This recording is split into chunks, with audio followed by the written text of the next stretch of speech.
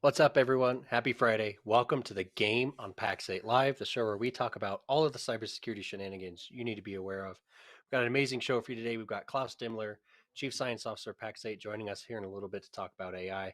Before we dive in, don't forget to like, subscribe, share, and contribute to those comments so that we can boost our viewership. Let's jump straight into the news because we've got 4 articles today. It's been a busy week.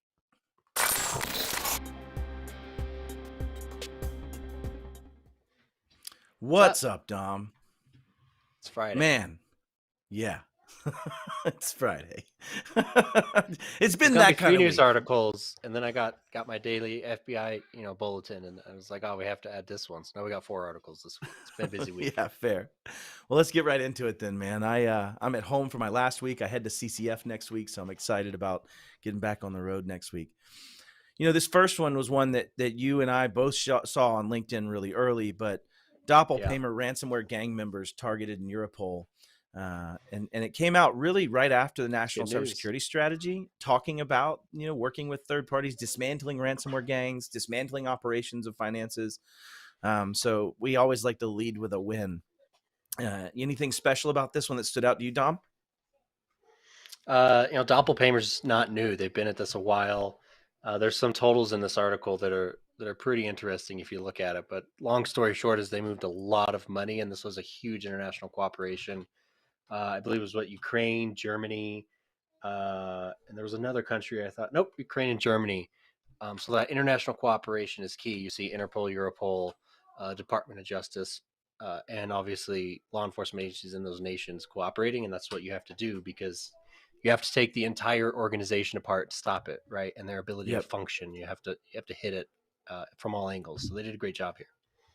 Yep, and they have 3 additional arrest warrants out for Igor, and Arena. So the III there that's going on. But yeah, it is good to see them get more purchase. And I think what I want to talk about out of this is that the international cooperation, the government involvement, multi-government involvements, EU, all of those are now trying to tackle this together, right? You even saw the Australian Prime Minister literally call out Russia 4 days ago saying, hey, start handling this, right? Right. And so, yeah, it's starting to make a big difference in that. That said, unfortunately, let's maybe go to the obverse of this success and let's look at a failure of law enforcement in the Leo community, unfortunately. Modesto is a tiny little city, right? Dom, real small. I think it's like 7 people, something like that. 7 or 8 at least, I think. Yeah. No, the city of Modesto's police database had a cyber attack where they were ransomed. I think they said they didn't acknowledge the breach on time. And when asked Thursday why the city didn't acknowledge the breach sooner, Gonzalez cited the need to maintain the integrity of the investigation. So obviously a lot of city services were down. The local paper, the Bee, reported on February 9th that they were a victim of ransomware. Laptops and patrol vehicles didn't work, which I would have to say I'm probably speeding. Like, if I'm completely honest right now, when I know the city has a complete down, I'm speeding. Just want to put it out there. I mean, they can still handwrite them tickets, just so you know. So they might not know you have a warrant right now. Yeah. Well, that's what I was really getting at. Thanks for getting to the meat. Right, they can't. When exposed to California, that they can't find the warrant right now, so you'll be safe. But that's also a serious safety thing for officers on the field, right? They need that data to know who they're interacting to that officer. with. Yeah, are they going to get shot by this person? Is this a wanted felon that thinks I'm aware? Or a stolen car or what have you. So it's a big one. And we've seen a lot of state and local attacks. Modesto's just an example, but there's been a rampage lately of state and local intrusion and K-12 intrusion. We just had one here in Denver. Yeah, in Denver public schools. And so it's been a real rough year so far for state and local gov. Yeah. And the challenge is, and this goes back to some data. So, Tim Choquette and JP Kesey are doing a lot of work in the SLED world. And as you start talking about it, the reason they're doing it is because there's tons of money available for these organizations. There's actually a lot of organizational money coming from federal. There's stuff that came from the early COVID days that was part of that distribution. And they still say a huge swath of counties aren't even claiming it. A huge swath of them are not even utilizing the extended benefits to their capabilities. Well, if you remember too, we had Sam on a few weeks ago from CISSP, right? And CISSP provides free services to SLED and critical infrastructure organizations to help them harden their cyber, right? So it's there, even for the smallest of cities or or municipalities on the smallest of budgets, they have benefits that they could work with that a lot don't. So it would be nice to see them taking more advantage of it. And that's part of that national cybersecurity strategy play of public-private partnerships, right? Having more and more of this, how should I defend myself? Like when I think back to this attack, that means I, as a threat actor, not only got in and ransomed, I had a flat enough network, enough prowess or extensibility to hit other networks. I got into places where CGIS exists. I got into places where access exists at a core level. That's not okay. Right? If I'm really breaking this down, that's not okay. And I think the federal government's probably going to hit a lot of that side more. In fact, it goes back to the Army DIS stuff that I was talking to somebody about yesterday. He was saying that there's been a lot of criminal prosecution as well as civil attacks around contract and around negligence and things like that around this in some of these spaces. So I'll be surprised how long cities and counties get to go continuing to fail this. And I'll go back to my own experience. I won't say what state it was in, but I was working with a law enforcement training company. It was a government entity, but they were the training arm, and they were holding a database of every officer, where they lived, what their licensure was, what their updates were, all this data. And they were still running it on like BSD1. Like there were 4,000 vulnerabilities. I'm not even joking, genuinely. And it's like that's a if I wanted to attack a law enforcement officer in that state, I would be able to get in with kitty scripts, like bare minimum basics. It was part of a legislative post audit that just proved they had to quit doing the audit. It was so bad. Every government agency had done none of this. And so I'll decry this one because this one is public trust. To circle back to Modesto's 218,771 people as of 2021. So not a huge town, but not a tiny town. And definitely, again, this is serious. CGIS information is highly sensitive in nature. You start to understand information about people's relationships and restraining orders and things like that can have real human impact. This is a really serious thing that we need to get under control. Yep, 100%. Let's get into some of the civil and pseudo judicial, if you will, the FTC. Everybody's aware of the False Claims Act as well as other FTC measures around this. And in this case, BetterHelp was fined $7.8 million proposed at this point for their failures in sharing of data. Dom, you got some data on this? You were telling me about this before the show.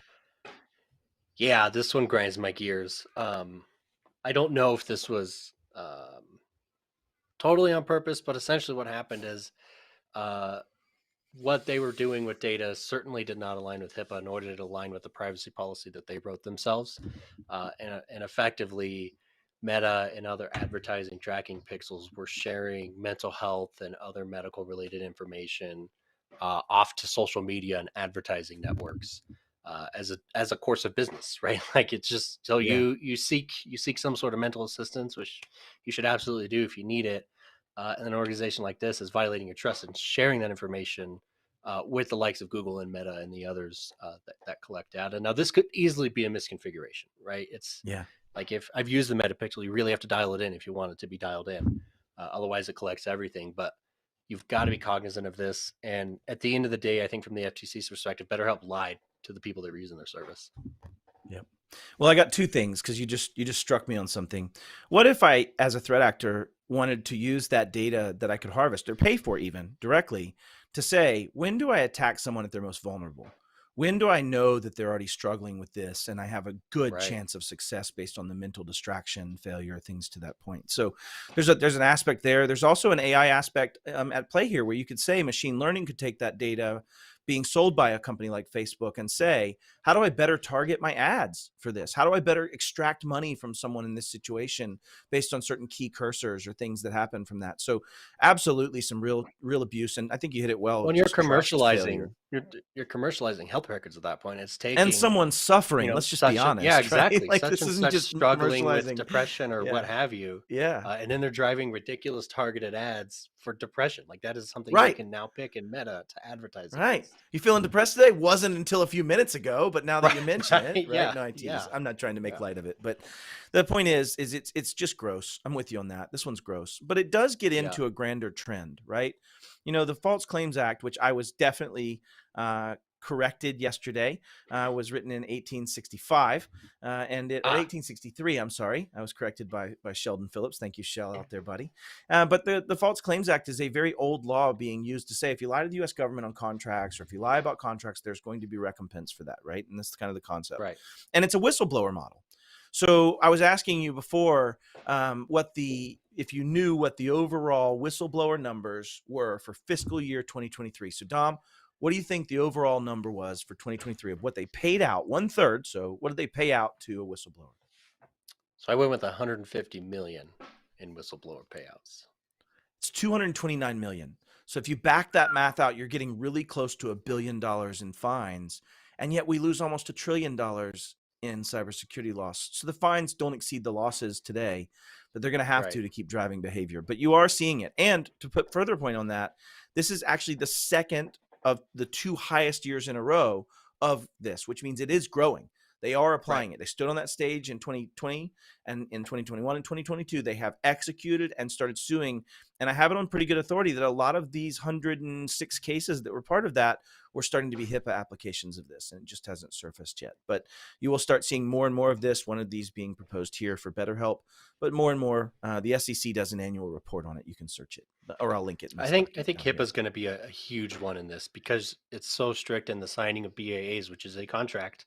And the patient rights and responsibilities document. You enter so many contracts if you're a BE or a CA. I totally flipped those, didn't I? A BA or a CE, a business associate or a covered entity. And he also mentioned a BAA, which is a business associates agreement. Yes. Sorry, we'll get our points in for that. Yes. Yeah. 100%. So HIPAA is going to be a huge one, right? And HIPAA is another one of those categories, like in the same breath of the mental health stuff and the physical health stuff, the amount of healthcare fraud that happens in the United States, all of that is driven by data that should have been protected under the HIPAA security rule for the most part. We got one last one, but we won't dwell on it too much. Let's bring up this last article. There has been announced that there is a fundamental flaw in the firmware reaching into the TPM 2.0 flaws that exist, and they look like they have released some patched versions of this. So I think that, to your point, Dom, this has probably been around a while and actually is just now making the surface of light. But this is bad, right? Because Dom, what's stored in a TPM? Help everybody understand. Oh wait, Trusted Platform Module. I apologize. Yes, that is a TPM. Trusted Platform Module. But what is stored in TPM? TPM is a fancy ass calculator that's in your phones, it's in your computers, and it does math. But it does math for the sake of generating and storing cryptographic secrets, right? Now, in the government, cryptographic secrets are about the most secret thing that exists, right? Private keys and the way we encrypt things. It's up there with the top most classified items. It's part of ITAR, right? It's stuff you can't export. It is part of ITAR. You cannot export cryptography. So lat leaking is bad. Like if I get your secret, I am now you, right? Yes, I now am you at a very deep level. Yeah, exactly. Very good. I think just for the point being, patch, right? If you have firmware updates that are available for your TPM, they're probably painful because they usually take down the full system. It's a nightmare. When you do them because they go into Wi-Fi. So and they might fail. Like, let's be honest, these updates suck. These are those really bad 3 reboots and wait kind of updates, but it's a bad one. But I do want to call out, it requires physical possession of the device and access to TPM administrative functions. So this is not a remotely executable attack. So also maintain physical control of your belongings, right? Well, and I would actually say that there's a counter to that in the sense that there is a known vulnerability right now that is yet unpatched around a way to maliciously load a driver into Wi-Fi in the boot process that can inject kernel back into the device. Now, as to whether that has that access to reach into that TPM or whether they're in the segmented space, I haven't researched, but that's potential. Well, you have to consider remote management tools, right? Right. We released it for BIOS forever ago. iDRAC. Every UFI has it, right? Where I can just use a PowerShell command and change a UFI setting. Now, a lot of times TPM isn't exposed, and it's not exposed on purpose because it's a TPM.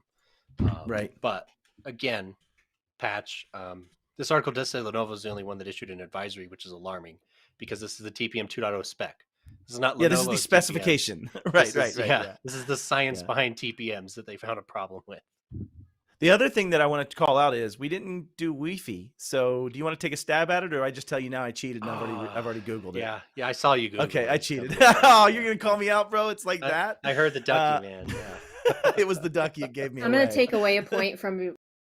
1 point minus from Danielle. That's fair. I don't know if y'all know, we got some graphics coming. We're going to have our point calculator, and I'm going to be the winner. It's going to be sick. But it's unified extensible firmware interface, and it really is what replaced the earlier versions of firmware for booting. Basic input-output system, BIOS. Yeah, BIOS. Exactly. Thank you. We crushed it. Can't predefine. All right, let's move on. So we've got an intro to our amazing special guests coming in. Then we'll come back and get to talk to probably one of the smartest humans I've ever spoken with in my life. So let's go on.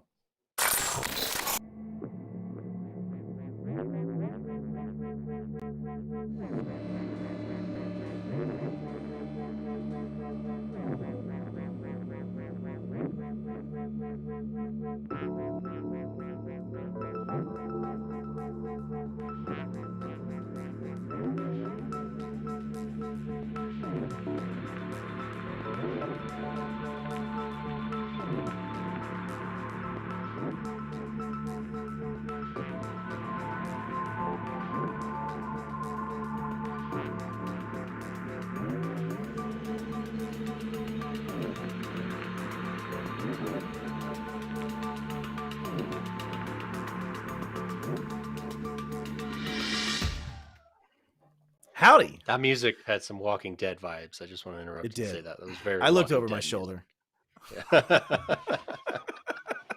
Yeah, it definitely did, man. I would say, what are your initial thoughts on that? Mine, Dom, are there's just so much out there, right? Danielle whispered in my ear during this, but yeah, 100%. There's so many articles, but yeah, that was an awesome intro. So we've got with us a very, very special person, Klaus Dimmler. I've gotten the benefit of working with him in multiple capacitances, both as a customer of Pax8 as well as now at Pax8. And it's just awesome to have you here. Klaus is our Chief Science Officer. Klaus, tell us a little bit about yourself. Well, thanks, Matt. Yeah, well, this is actually the second startup that I worked on with John. I had one very early on, and then John went and did his thing. He did MX Logic, and I actually went into my semiconductor area, which is my original training.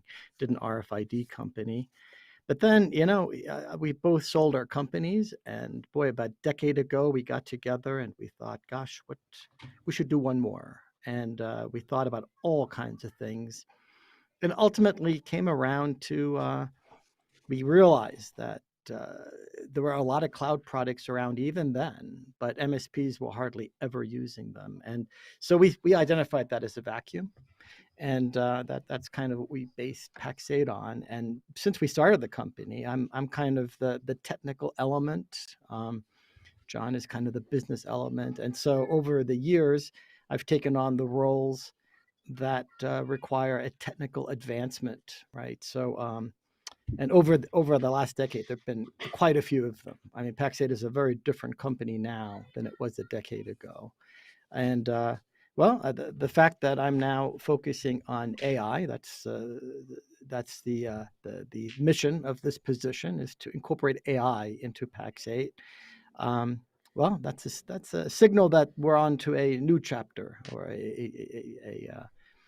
the next chapter of Pax8, because I do think it can be transforming to really take our data, unify it, and make decisions based on AI. Yeah. Well, and enable capabilities with that, right? And when you really get into it, and you and I've had several conversations about this, where it's really what it can enable for the partner and how it can drive their decisions and our decisions and how we all move in the same unison. And I really think that your mission being that is really, really critical to how we overcome what I think is the commodity gap. And I mean that not just for us at Pax8, but also MSPs and all of that. And Dom, I'd love your thoughts on that from a commodity app. Of course, I wait until after you take a sip of your taking Dr. a drink. Pepper. I'm just a terrible human. Yeah. I need caffeinate, man. Well, I think technology services almost as a whole are commoditized, right? Yep. And what I mean by that, and I'm differentiating it from business services, right? If you're a business service provider and you're providing business value, I think there's room to say you're not commoditized. You're probably doing some specialty work. You probably better understand the business side of your customers. But help desk and obviously equipment and services and platforms, they're all commodities, right? You can easily look up the fair market value of a help desk, right? It's not hard. Yeah, 100%. And so, Klaus, what does it mean? Like being a chief science officer and what you do, you kind of touched on a little bit of trying to be ahead, visionary wise, trying to drive that forward. But, kind of tell me what does a day in the life of Klaus look like? And I've participated in a few of those days, but what do you do? It varies actually, but sometimes I just get to read papers and think about things. But I, like everyone else, I have Zoom meetings and talk I'm sorry to for various that. departments about. Yeah, it's all right.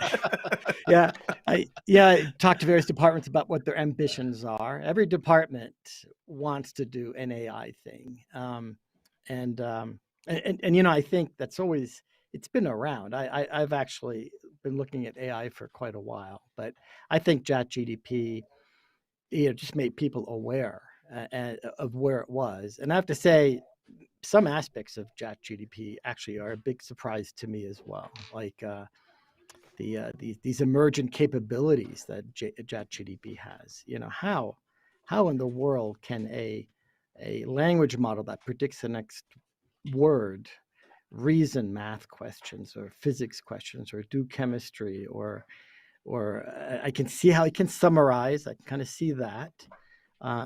But there was an interesting paper where OpenAI and some others they kind of characterized ChatGPT with the quantity of data, and they found that there are certain emerging capabilities, and math is one of them.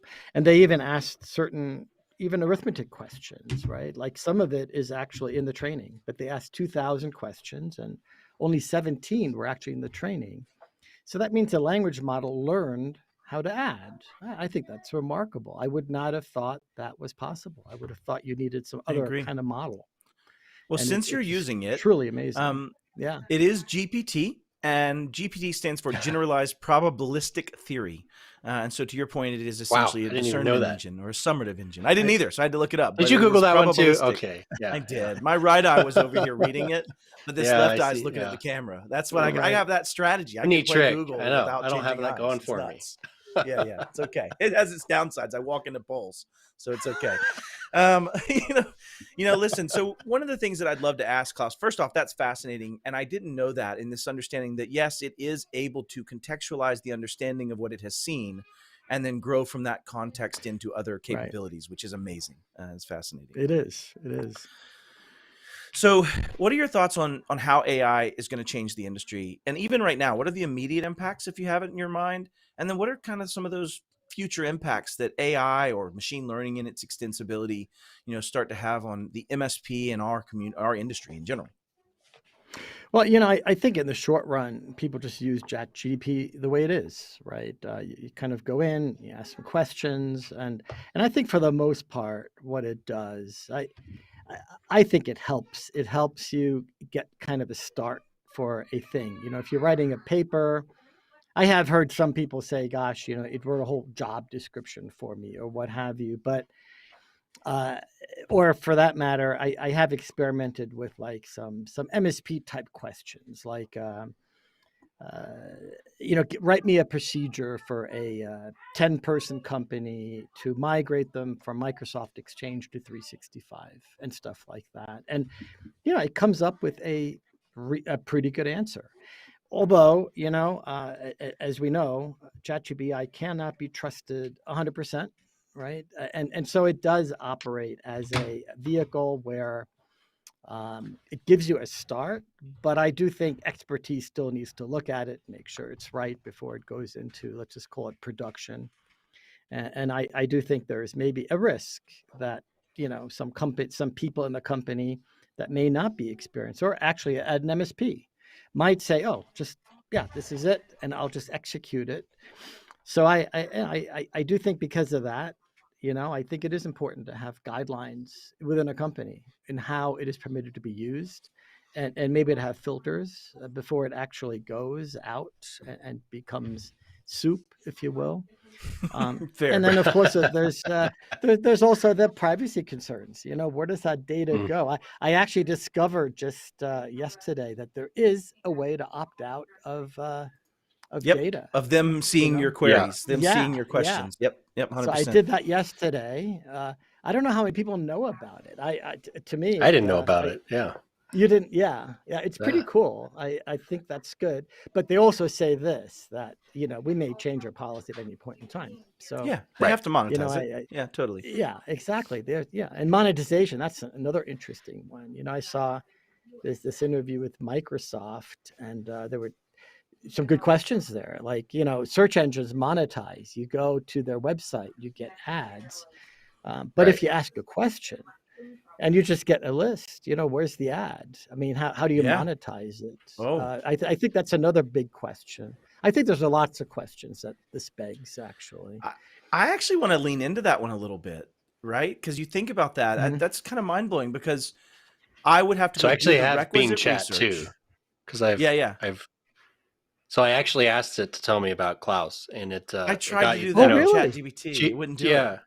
Well, no, I use Bing, so it's searching Bing. So the Oh, you results use are terrible. Bing. But Okay, it's got you know, Chief Science Officer, Pax8, a cloud marketplace, Nice. vision and technical strategy for the company.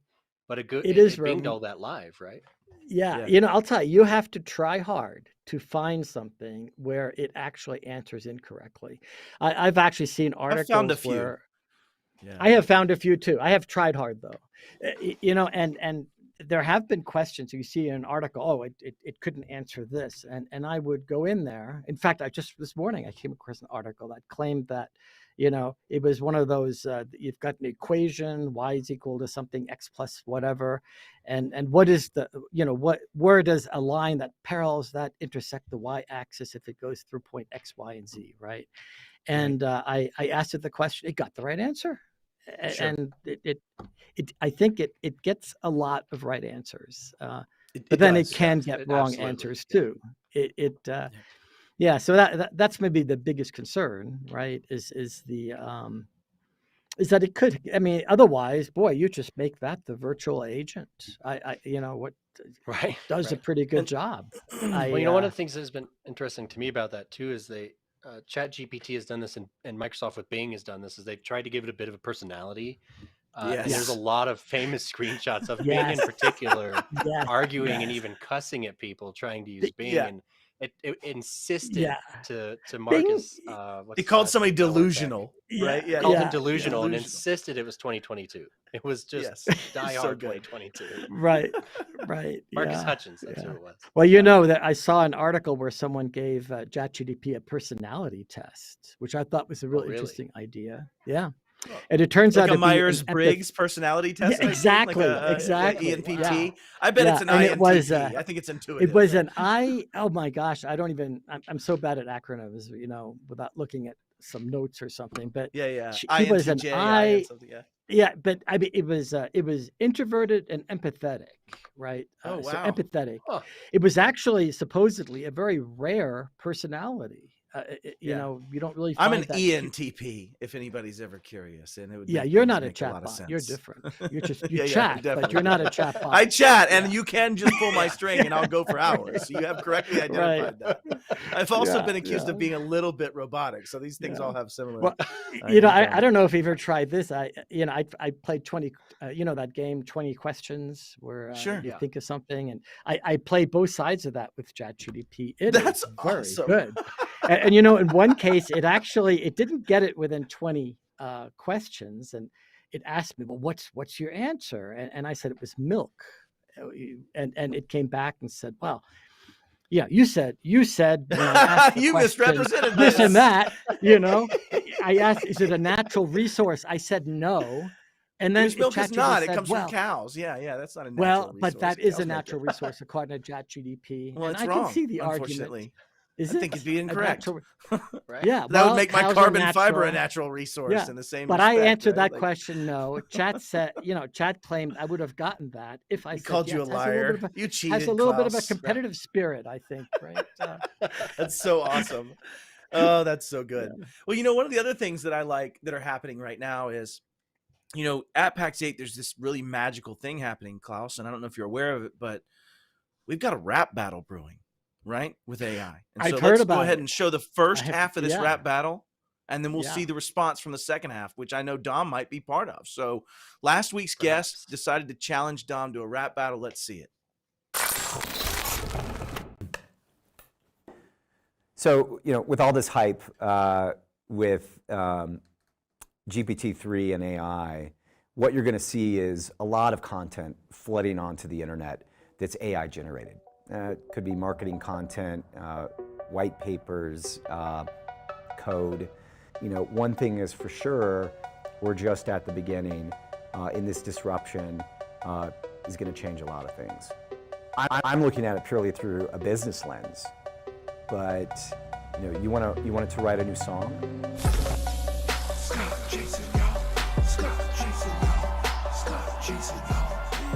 Pax8 Studios, we're the best. We make videos that pass the test. From vlogs to skits, we do it all.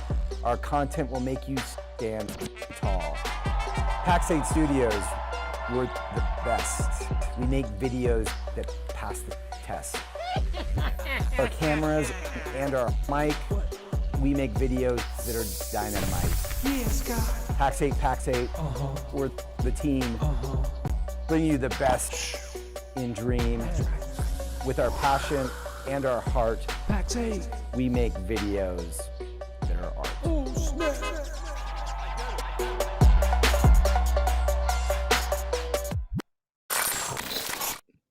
Now, see, that's not fair because I don't have stock footage of Ryan Walsh and John and everyone for the dancing, and that's not fair. That's not, not fair. This was based a lot on stock footage. I would have to agree with that. Yeah. There was a fair amount of cheating. He may have gone I'll let ChatGPT write my rap, and then they production did it, right? So that's the predominance of that. Yeah. Let's look at a different approach by Dom, who's our second contender, because I think that was a pretty hot rap there by Scott Chasen. So let's go ahead and see where we're at with Dom's. You listen up, I'm about to preach about a topic that's within your reach. It's called cybersecurity, and it's no joke. You better listen up, or you might go broke. Hackers out there, it real slack. They want to steal your data, make you cry. They're phishing, scam, or launch an attack. If you ain't careful, they'll get you whacked. You need to be smart, you need to be safe. If you don't want to be the next big mistake, use strong passwords and two-factor too. Encrypt your data and back up, it's true. Stay up to date with patches and updates. Don't fall for the tricks, no matter the bait. Cybersecurity's not just for the geeks, it's for everyone, and it's critical. Don't be weak. Now I'm gonna make those lyrics available. So if Marshall wants them, he can call me, and I'll give him the rights. No charge. So Dom, you used ChatGPT to write that. What did you use to actually sing it? Exactly. UberDuck. Yep. UberDuck. Yeah. So UberDuck has a bunch of celebrity voices you can actually plug in, and it'll. Oh, it'll really? sing your words. Okay. Yeah. That's one. I experimented with a lot. I went through 50 Cent, Usher, Master P, and just Eminem did it best. Well, and what's great is you even asked GPT to say, write me a rap in the style of Eminem around cyber. That's the way he structured that, Klaus. And then he sped it over into UberDuck. It's really good. It's really good. Yeah. Scott took more of the, ever see the Peter Sellers do Hard Day Night? You've got to look that up. It is very, very unusual. Okay. But it's a very similar format to what Scott did there. Video production wise, the video itself. Well, no, actually not in that respect. More in the kind of non-melodic way of doing a rap, but still make it really very, very, very interesting. Yeah, that's true. That's true. It's worth a check. All right, so Danielle, we're putting you on the spot. Who wins? Uh-oh. I caught you looking. Ooh. Oh man, that's a really tough one. I mean, so I'm from Michigan, so Eminem holds a special place in my heart, you know. But or Slim Cyber, you know, Dom Shady. Sorry. Yeah. Yes, Dom Shady. I do like that. However, I really like the almost William Shatner way that Scott delivered his rap. Pretty dope. So, and maybe not to pick favorites because, you know, Dom is on the show and, you know. Sure. So I'm going to go with Scott. And Scott's hierarchically It's just because you're in way his up there, org. too. Yeah. Yeah, say you're in his org. Yeah. I'm just gonna leave it at that. You know, listen though, we're joking about this stuff, but Klaus, how does this kind of technology and the ability to deliver it in your mind, how does this drive the use of it? Like, and I have a thought, and I'll share it here in a minute. But what do you think that kind of video and creation of content end to end does? I think it sparks people's creativity, and I think I mean, I've been experimenting a lot with it as well. I mean, including the pictures, like what does it do? What does it do? And you can do a lot with it. I mean, I've seen a lot of ideas. I don't think this will last very long, but this idea that you can make money by having ChatGPT write articles and selling articles. That's not going to last more than a week or two, I don't think. Right? but you know, you can do a lot with it. I've actually been playing with the APIs, which are not that hard to work with, and you can put them right into. I put them into Excel, and I have written some programs that do automatic translation, where you know, like someone in Germany. I have a lot of buddies in Germany. Oh, right. Because ChatGPT has a great language conversion methodology. Yes. And you can easily, the translation is amazing. Okay. It is second to none that I've ever seen. It's, you know, better than Google Translate or any kind of translation. It's just amazing. And the thing is, with an API, it is so easy to do. It just goes in, you API, give me this in German. And then you send it off to another website. Yep. And, you know, I had ChatGPT even write I said, write a Python program that does it. I just put it into PyCharm, and it worked the first time. It's just amazing. And I'm not really a Python programmer. This saved me a lot of time. And then on Excel, I use Automate. That Automate script, it writes that. It has written a Zapier script for me as well. I mean, and these are all areas where I think MSPs can use this like anybody else, I think. Yeah, right? I would dial in. Point about content, because there's two parts, and one of them scares me is that I was on a community group, and it was for MSPs. Someone said, "Hey, I had ChatGPT write my whole contract. And then I had him sign it, and they signed it on the first try." And if Tyler's watching, like, I feel like I hear him scream. Tyler, he would hate that. Well, that's kind of the example I was saying. You know, like, you can use it, I think, to get a good start, but you don't want to leave 100%. It there, especially let the lawyer look at it. You know, have him let the lawyer look at it, and at least you look at it, right? I mean, so I'm going to bring together what Klaus said as well as what we were talking about before of this video concept. So Wilfredo, he's at Blackpoint Cyber. He's one of my favorite creators when he does make stuff. It's just usually silly and hilarious. But Will, isn't he? He now wrote a little Python script that does a ChatGPT ask to get some content created, or a series of them, and then exports that into something similar to what you used, Dom, of UberDuck, but one that takes a recording of me. So I give it tons of my data, and it uses that to build a model of words and visual for me. And it uses that, and it turns the head, and it gives the audio, and it moves the mouth, and it looks way more real. Does it get the eyes right? Not mine. It gets to do normal people's eyes, right? Like, somehow the AI goes, this algorithm doesn't compute. Eyes are not at 34 degrees offset, right? Like, it's just at some point not okay with that data set. Yeah, and then what? Can you change the script, and it recasts the video with the right? This is the beauty of it. Yeah. So actually, what it does is he sends the script over to that now waiting resource that has all this learned information about my face and my mouth and my words and my vocal structure, and it then creates a video that you can send to a prospect.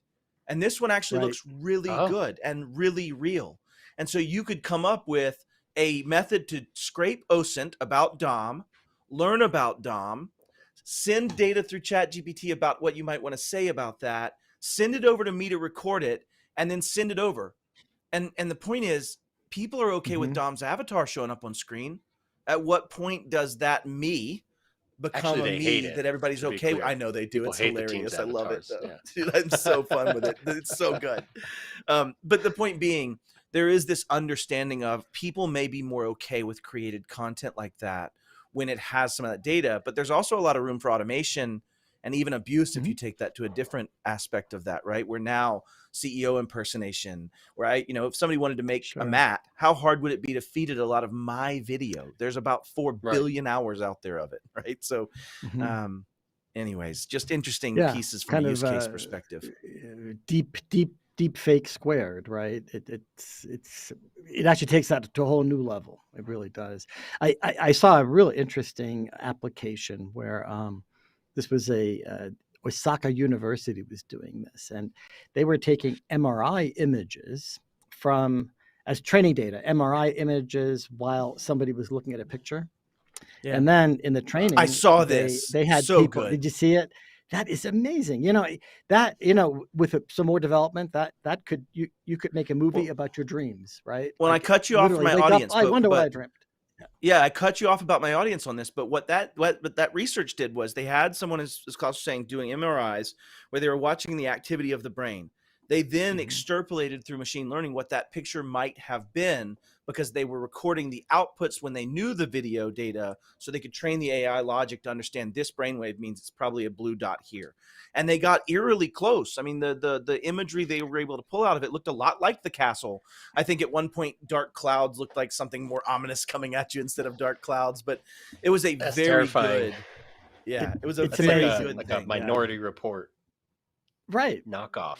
Right? Right. Yeah. Or if I was doing that in CIS language, it would be a 5% implementation of Minority Report protocol, if you will, or the safeguard for Minority Report, because we're only at 5 points of that 100-point domain. But I digress. We also have another video that we put together that I'd love to dig into, and it's really cool. And I'll give it a little bit of backstory. There's a couple of internet sites out there. This person is not real.com. So if you ever want to make really good catfishing sites, you just go pull your fake person off of there. It makes new humans every time you re-roll it. Not for most of my catfish sites. I try to use real images I steal from people when I do it. But the point is, yeah, the old fashioned way, just like my time, kid. But the point is, there's sites out there where it asks you to tell, is this really a picture of a human, or is this something AI generated? And they can be really good, but they're kind of in their infancy. I'd love to see some of our favorite people and see if you can tell the difference between AI and a real human. Dom, you can't cheat, but let's go ahead and roll it, y'all. Video can be used throughout your business in so many ways. Whether it's an introduction of an employee. Hi, I'm Dr. Andrew Isaac, and I want to welcome you to our practice. Or answering simple FAQ for your customers. Today, we're going to talk about how to change your password. There are so many ways to use video for your business. And now with AI, who knows what will happen? What we would love to know, however, is your opinion as a viewer. Could you tell the difference in this video between human and AI? Could you tell the difference in this video between the human host and the AI host? Could you tell the difference in this video between the AI and the human? Could you tell the difference in this video between the AI and the human? Now there's one in there. I'm real suspicious because it looks a lot like Claire. I don't know. It does very Claire, like a little Claire-ish, if you will. So I think that one's real human. Or maybe Claire's fake this whole time. Maybe we didn't realize we have an AI producer. Man, that's a real blue pill moment right there. Klaus, what do you think about those? How close are they? Were you able to tell some of the fakes and the reals? I don't know the answer, so I don't know for sure, but I think I could tell most of them. I mean, for one thing, I think the you can tell from the clothes, right? Right. You don't have an avatar that just kind of dresses in some of the ways that I've seen. And some of the avatars I've actually seen in videos, in YouTube videos, like that first one. It's one that's often used, actually. Dang eidetic memory of yours, Klaus. I think, well, this is the one that everybody uses. I don't know why, but I think I could tell the difference. Yes. Yeah. You can try to quiz me, see if I'm right. I don't know. But well, was Claire real or is Claire fake? Let's start with that one. Is Claire I thought Claire was real. Well, I mean, when you say that, are you saying was the face created with AI? Oh, I'm proposing Claire is completely fake. No, I'm proposing Claire is completely a made-up entity for our last 2 years working together. I see. Yeah. Well, if the person is, I think she was the real person photographed. That's what I agree. I agree. Yeah. No, and I think that's kind of the call out today. Dom, where are we at on this? Are we really know, everything's perfect, deep fakes nailing it? I think there is technology, and I don't think we just have the budget on this show to make like the perfect deep fake. I think it can be done, right? To a point where it would convince the majority of human beings, right? For me, it was the audio. I could hear that digital buzz of generated audio. The teeth. And I've interacted with so many like TTS or text to speech tools, and I just know that underpinning of audio. And I spent a lot of time on UberDuck figuring out some ciphers. Like I just know that backtone, but that it's really hard to get natural human tendencies and the way we move and the way I throw my hands around anytime I'm talking in public. Like I'm with you. It takes a minute to dial that in. It's dangerous. Yeah, I box ghosts all the time. You have to, but to be honest, I think I'd be curious to show that video to my kids and see if they can pick it out. And I think if you're not as experienced, that level of AI production would get you. And I think also we're seeing a lot of it done sort of over the phone or in less media rich environments, right? Where you could take my voice and I could call you, right? And whatever. That's where I see it being mature today. I think we have a long way to go before we're consistently making convincing videos of fake people. Yeah, agreed. So Klaus, you think about a lot of this stuff, and a lot of the things that you have to do is try to translate that to the effect of MSPs, the effect of our partners, the effect of our vendors. Yeah. Oh, I thought you were talking about Klaus. I was like, no, Klaus has emotion. No. I've seen it, I think. I mean, I've got to look back at my memory banks, but I'm fairly certain there's some emotion there, as I understand. Danielle says no emotion behind the eyes of the AIs in that video. Sorry. Okay, cool. I had to. She likes messing with us too. Yeah, there's a bit of a monotone kind of feeling that you get from AIs. That kind of gives it away. But I don't know if you've seen this Netflix movie called it's a series. It's called what is it called? Better Than Us. Have you seen that? It's a Russian series. So. I didn't think Russians made really good series, but this is a good one, and it takes place in a world in the future where AIs, robots, are actually looking exactly like humans. And they did have subtle differences, like in the way they moved, as you were saying, Dom, and the such. And the stories about this one robot that they invented that really just gets rid of that. So now they look completely identical. But it's a world where you have fake people. That's what it is, counterfeit people. And it's really interesting. What a phrase, world. Counterfeit people. That's crazy. I actually think that I would hope, I was thinking this as I was watching this movie, I would hope that we would have the good sense to have laws that would keep that from happening, even if you could do it technically, because but Will Smith tried the laws thing and they just broke those laws. Like it just didn't work out for them. So that's true. Yeah, right. Maybe laws, maybe laws aren't the right solution. All right, but let's rein this in though. Yeah. Let's rein this in, boys. So MSPs, how does this affect MSPs? Yep. I want to bring it back to when we start thinking about looking forward a few years, Klaus, right? Look at what a data change and what you're talking about building. What does that do for MSPs? How do we take machine learning, AI, and this contextualization and learning from stuff that we wouldn't obviously put together? How does your efforts in the next 3 to 5 years change an MSP's life or someone's life in that regard? I'll kind of rely a little bit on Dom's vision of the future that he talked about before, but I also believe that SaaS products are more or less commoditized. Did I say that word right? Commoditized. You did. You're good. We'll allow it. Okay, good. Yeah, I'll move on. Yeah. Okay. Yeah. But so the solution, or I should say the big benefit that I think can be offered to MSPs is that you don't offer just SaaS solutions, but you offer solutions that consist of maybe multiple SaaS products that are automatically threaded together, that automatically get rid of the silos of data, that combine it.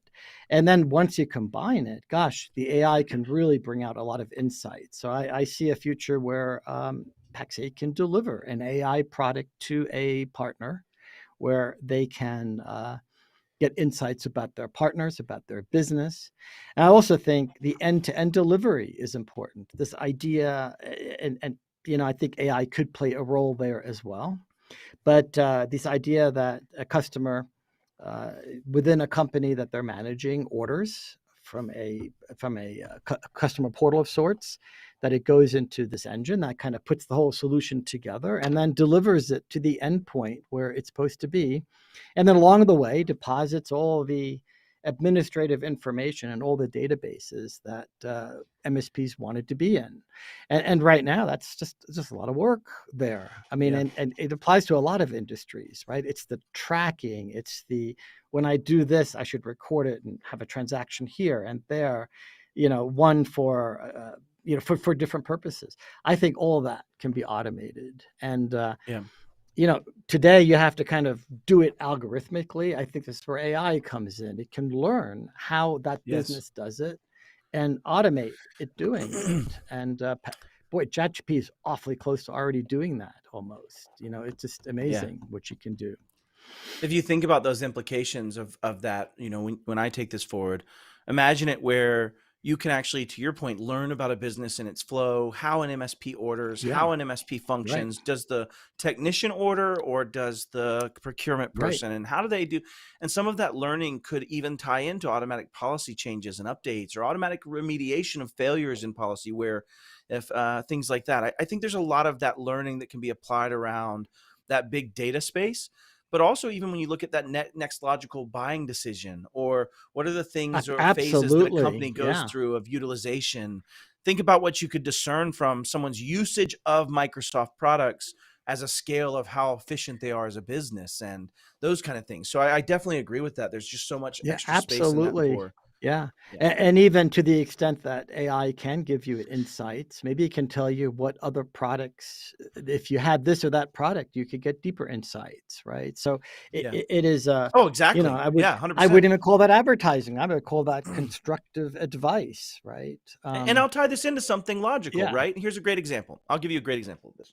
So for everybody that's watching, I'm working on a project where Klaus and I and other teams are mapping together where products fall on the CIS mapping, right? So if you're doing cyber CNS, it might be control 71, 7273, those things, right? So you're getting into that.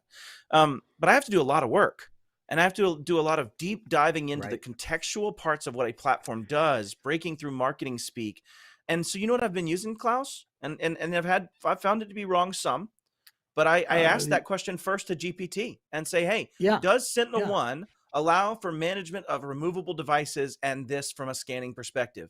And it'll come back and answer yes or no or yes. And here's the console spot. Now, to Dom's point, I have to check it and validate it, which goes back to your point. This is a starting place. But imagine a time when a product gets analyzed as to what it's doing.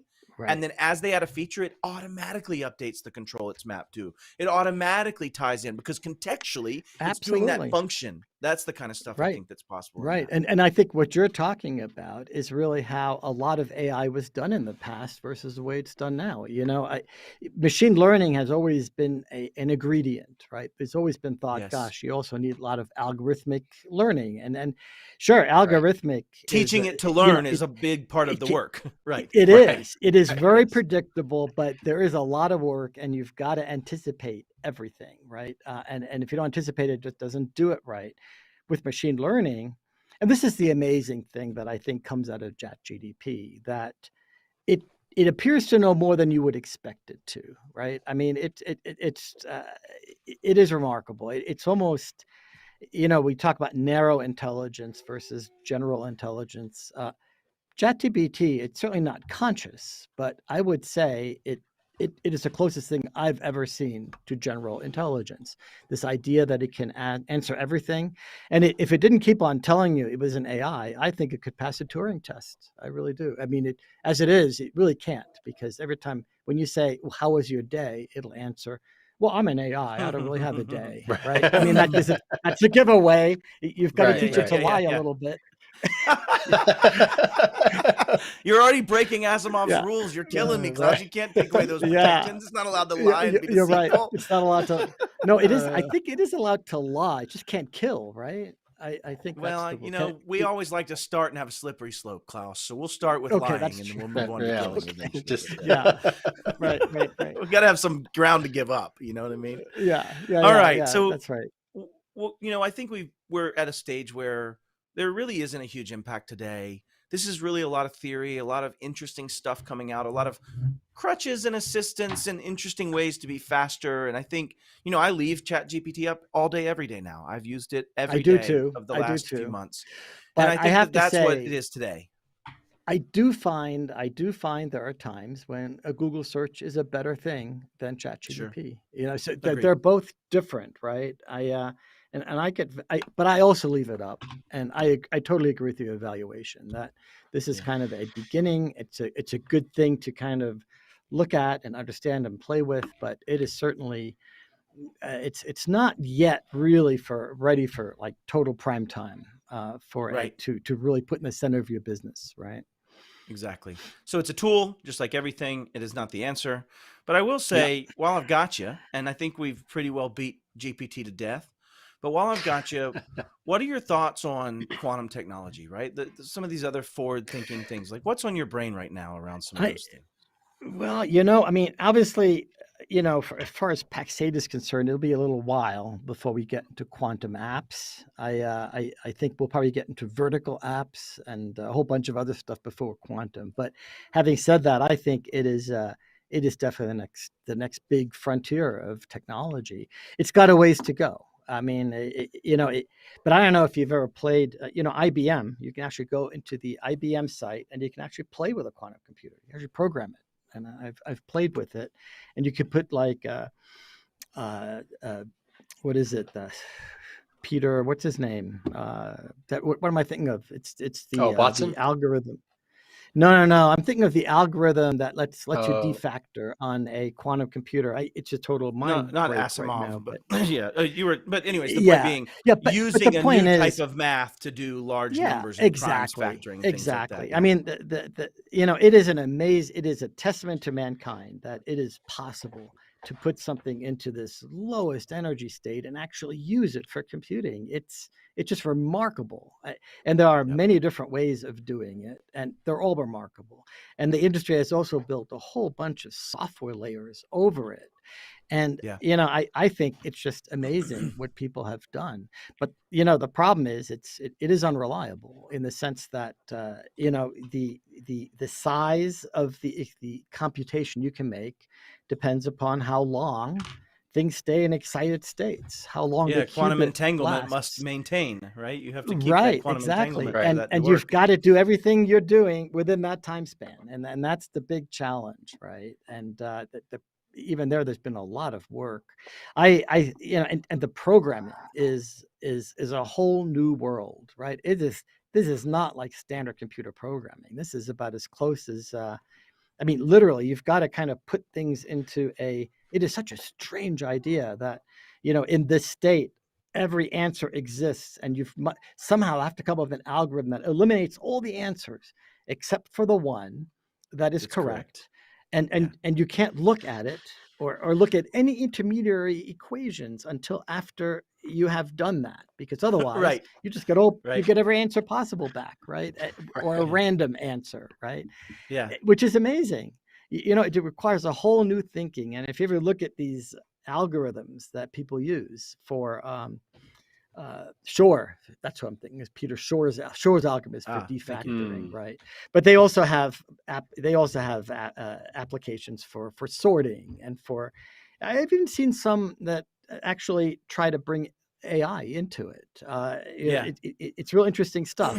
But the thinking behind it is so strange because, as I said, you've got to kind of come up with like equations that just cancel everything out except for the right answer. And looking at Shor's algorithm to see how it's done is it's mind-boggling. It's very, very clever. Klaus, I think that's the perfect way to roll out of this segment. And thank you for your time with this, because I'm extremely happy I've got somebody smarter than me thinking about those things, theoretically or otherwise, and going and playing with it and experimenting and learning where it's at. And I can't thank you enough for being here, my friend. So it's my pleasure. Thank you so much for having me. Absolutely. Well, Dom, why don't you close us out, buddy? Yep. Klaus, thanks so much for joining us. It's been a really, really fun episode. A lot of things to come now and in the future with AI and everything else. That's it for our show this week. Thanks so much for watching the game on Pax8 Live. Don't forget to like, subscribe, share, comment, all of that jazz. We would love to see you next week here on Pax8 Live for both Technically Unraveled and the game Thursday and Friday, and always on demand. We'll catch you next week.